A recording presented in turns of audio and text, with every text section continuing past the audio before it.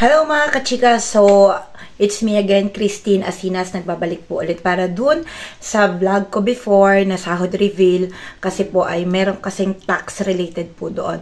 So, ngayon nga po, bibigyan ko kayo ng update tungkol dun sa tax na nagkaroon ng bagong Hungarian law dito sa Hungary. So, kung dati ay may binibigay pa na tax allowance para sa may mga anak na isa, dalawa, tatlo, apat. So, ngayon po, yun yung nabago. Tinanggal na po nila yon.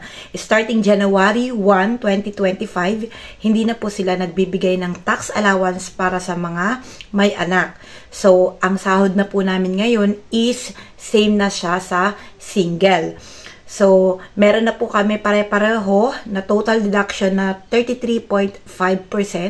Yun po yung 18.5 para dun sa Social Security, yung sa hospitalization, and yung 15% ay para sa tax deduction. So, wala na pong exemption ngayon. May anak ka man, single ka man, may asawa ka man, lahat na po ay meron tax. Exempted po pa rin yung 24 years old pababa. So, hindi po sila included dun sa may tax.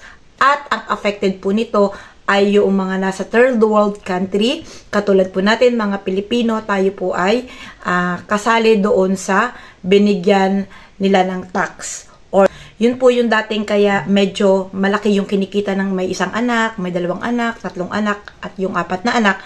So, meron po kasi silang ibinibigay na 10,000 para dun sa may isang anak, 40,000 para dun sa mayroong dalawang anak, at sa tatlong anak may 99,000 foreign po ito.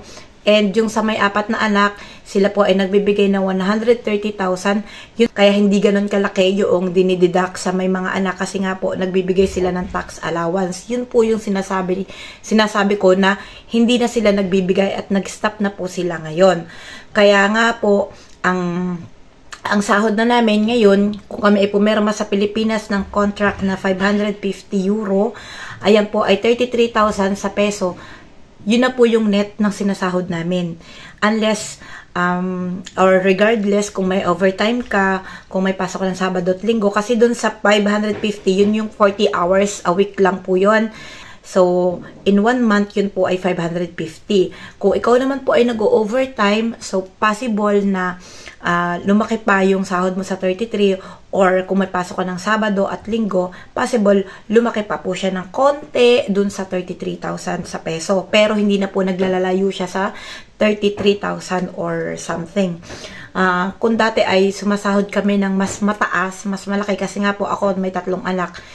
Ngayon, hindi ko na po yun masahod. Kasi lalo na ngayon na nagbawas ng pasok yung company ko, na wala na siyang Sabado. So, mas liliit pa po yung sasahudin ko at possible siya ay umabot na lang din ng 33 or 35, ganyan. Kasi nga po, yun naman ay depende sa, yung sinasabi ko po is laging depende sa pinirmahan mong kontrata, and depende po yun dun sa iyong location mo at dun sa company mo. So, palagi po ninyong tatandaan na ang kaltas ay laging 33.5% para sa inyong salary. So, para sa ibang katanungan, willing pa po ako, comment lang kayo at willing po akong sagutin po yan. Maraming salamat. Bye-bye!